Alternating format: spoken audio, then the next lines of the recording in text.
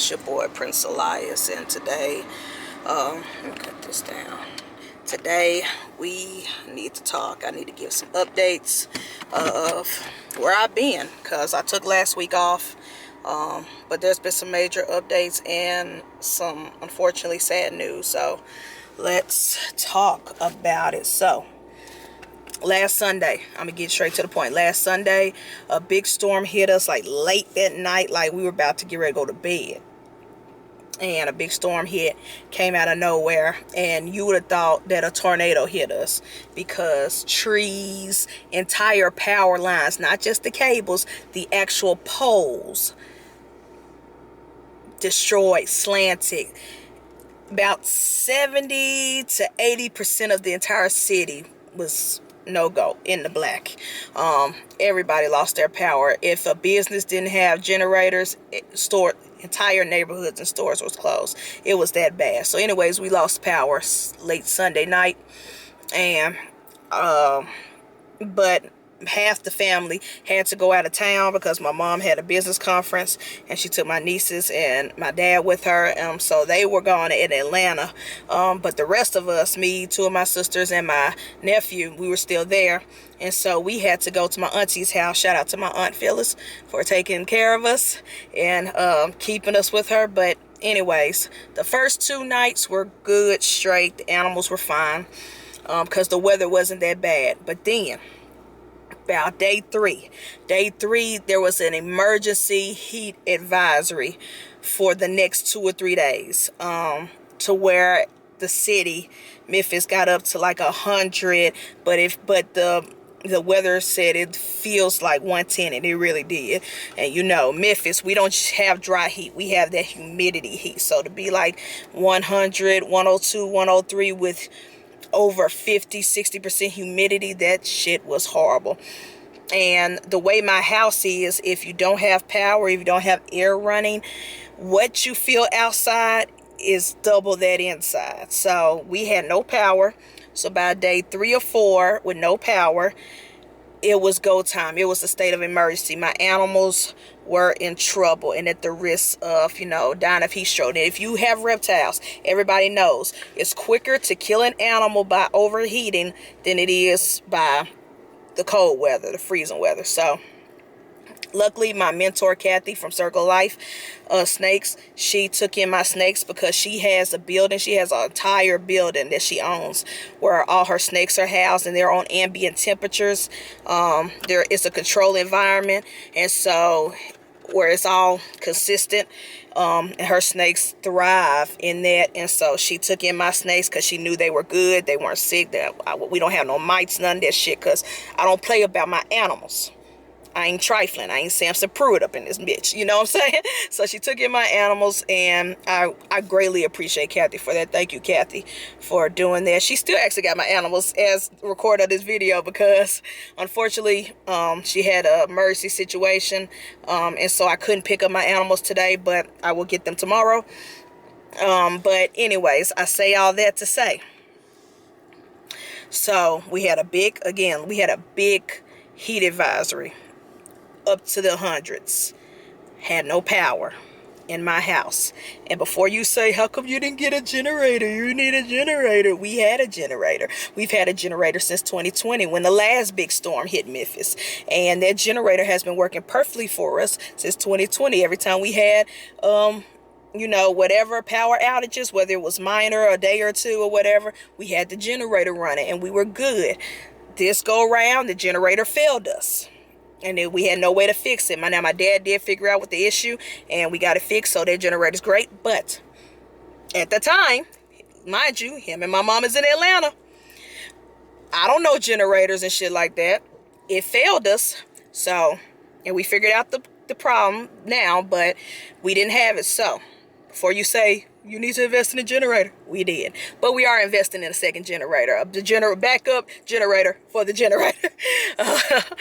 So that is one thing we're implementing. So I can't wait to get that within a month, probably by the end of this month. That second generator will be here, because I get a big bonus check. But anyways, so Kathy took in my reptiles, and Nikki from Mutation Station, shout out to Nikki, took in my feeders, my frozen rats, because I did not want that money to go to waste, and I did not want those animals to go to waste, because once we got our power back, my animals will have to eat.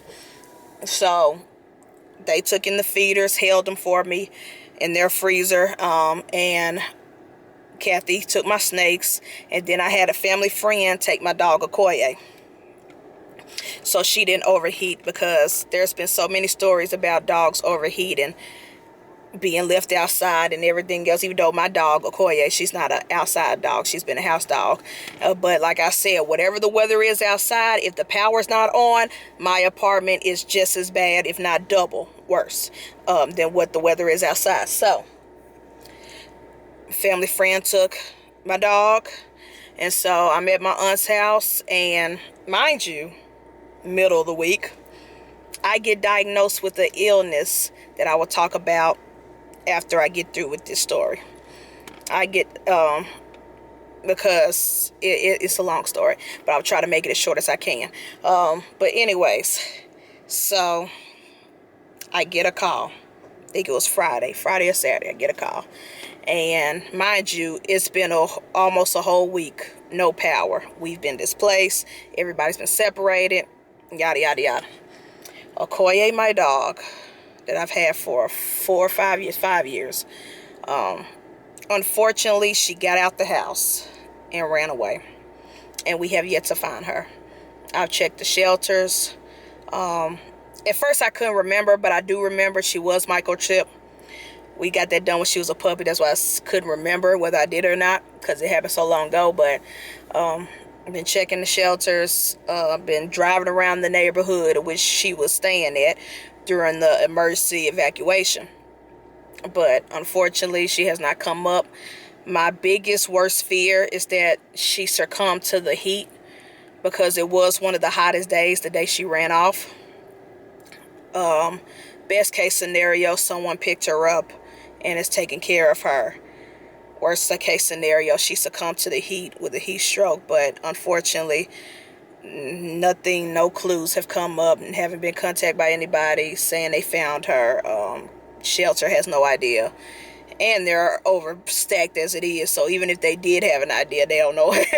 They can't track it down for me right now. But so yeah, that's the bad news. That's the worst news of this whole ordeal, is that my dog is gone. Where is she gone? I have no idea, but she's gone. And I don't blame the people for watching her. As a matter of fact, they did me a favor watching her. They didn't have to take her in. Nobody wanted to take her in during the heat advisory, because most people in my family are allergic. And it might tie in to later on in this video, but and then other people who aren't allergic just don't like dogs. So I really had no place to put her. I had no choice. Either she was going to die of a heat stroke in that house with no power, or this situation. So I wished it didn't happen, but it's nobody's fault. It's nobody's fault. She's a dog. You open the door, she took off. She's a dog, and dogs do that. And because she was in an unfamiliar place and I wasn't there, she probably freaked out, and yeah, that happened. So that was sad. But it is what it is. One thing this week has taught me is to react to things that I can control, and what I cannot control, just feel the feels and let it go. That's what I learned this whole week. Feel the feels and let it go. I cannot stress myself over things I cannot control, and that's a situation that I cannot control. I did with the best I could. Now, before this video gets longer than what it already is, let's get down to, so finally, our power did come back on 9 days later. 9 days later, 9 days straight, no power. So the power did come back on. We cleaned the house, cleaned the fridges, the freezers, everything. Gutted everything, bombed the place because mosquitoes were everywhere. And I think some other creatures were, because we had food that melted in the fridge while we were gone. But 9 days, no power. 9 days. And it was, in 3 of those days were the hottest days in the city ever, to where they were advising people not even to go outside. But it's kind of hard not to when over half the city was out of power during that time. So Memphis, all of Memphis suffered. It wasn't just me and my family. Like literally, it wasn't the majority of the city. It was more people without power and businesses without power than it was with. So it is what it is. But anyways, in the middle of all that tragedy and that craziness and that chaos, I started breaking out in hives and itching, and my lips start tingling. And so we knew it had to been like an allergic reaction to something, but we did not know what it was. We had no clue what it was. Because I retraced everything. We have no clue what it was. Went to the doctor. Doctor helped me retrace my thoughts, my steps. What happened? And then finally she said, have you gotten bitten by a tick lately? And then I remembered, May 29th, me and my family went to the YMCA to swim, had a great time, but I did sustain a tick bite while out there in that public pool at the YMCA when we were sitting outside eating hot dogs and having a good time. I did get a tick bite on the back of my shoulder, and the doctors concluded after for a while, a lot of talking and things and doubling down, getting down to business, that I have officially contracted alpha-gal syndrome. It's an allergy that you primarily get mainly by tick bites, the Lone Star tick. And she showed me a picture what the tick looked like, and it was the exact tick that bit me. The Lone Star tick, if it bites you, you could get alpha-gal syndrome, alpha-gal allergy, which means I am now officially allergic to all mammals and dairy products. And not just food, not just with consuming. Lotions, deodorants, everything, toothpaste. If anything has any type of animal product or byproduct in it, I am allergic to it, including medications. Benadryl. The Benadryl I was taking when I first broke out in hives made it worse. It was not getting better because it has gelatin or something. It has some type of animal byproduct in it. So I'm allergic to all that shit. I'm not allergic to poultry. So I can still have chicken or ducks or any type of bird, and I can still have fish. So if I want to go the whole pescatarian diet, I could do that. But I cannot have beef. I cannot have pork, lamb, anything that's pretty much a mammal made with fur. It's a no-go.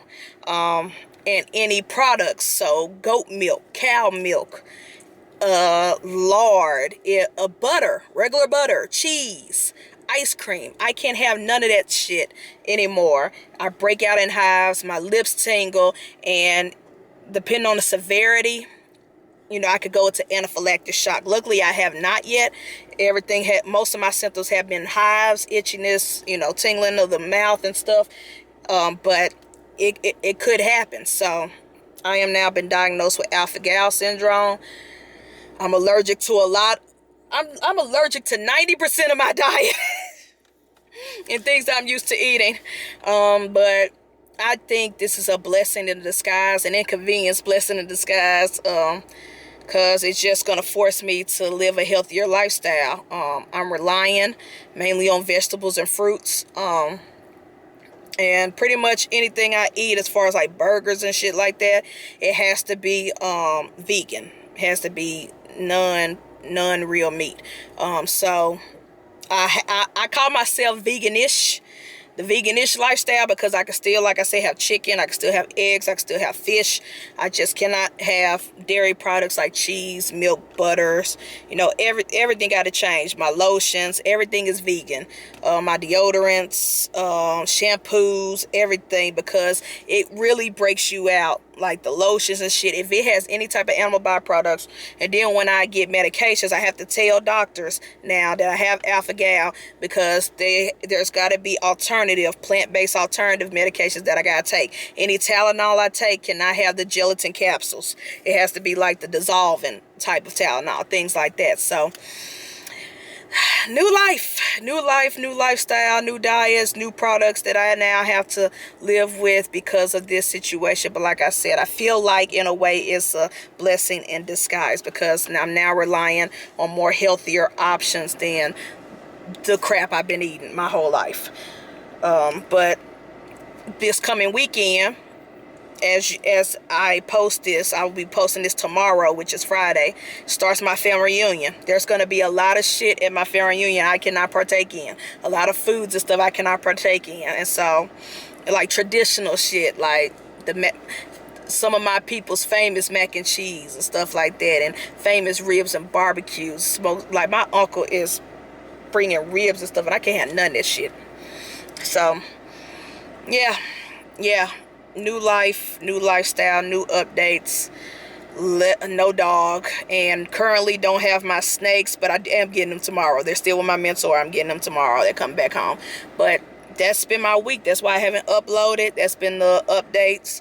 Hopefully good news are coming soon. More positive announcements coming soon.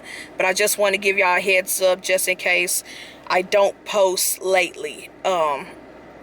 No reviews because I haven't watched anything. Like, we had no power, and also I've been depressed. So yeah, it's been a lot. Y'all pray for your boy, but I'm gonna go ahead and go because this video is already long enough and I'm not editing shit. But that's just an update. That's what's been going on this past week and a half in my life.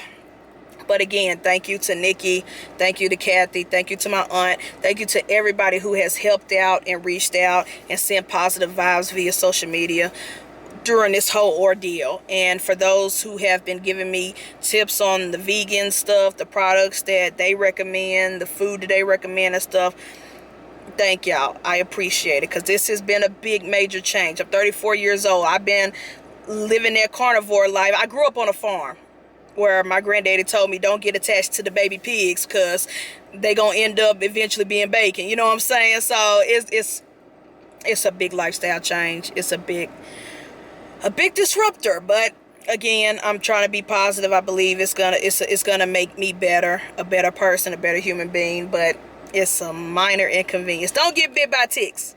Especially if you live in the South, in the East, don't get bit by ticks. Because 9 times out of 10, it's the Lone Star tick and alpha-gal syndrome. If you got dogs, if you got pets, got livestock, get them treated for ticks. Avoid ticks as best you can. If you go to a public pool or outdoor place or the beach, or you go camping, I know a lot of my peoples, they like to go camping. Avoid tick bites. Avoid it as much as possible because this shit ain't no joke. Google alpha-gal syndrome. There's so much stuff I cannot have. Again, not just food, medications, products, hygiene products. It's just a lot of stuff. But anyways, that is it for this vlog. I'm your host, Prince Elias. This has been Snake Prince Vlogs. I have more updates coming, more positive news, more new additions, but we'll get there in the future. So I love y'all. Peace.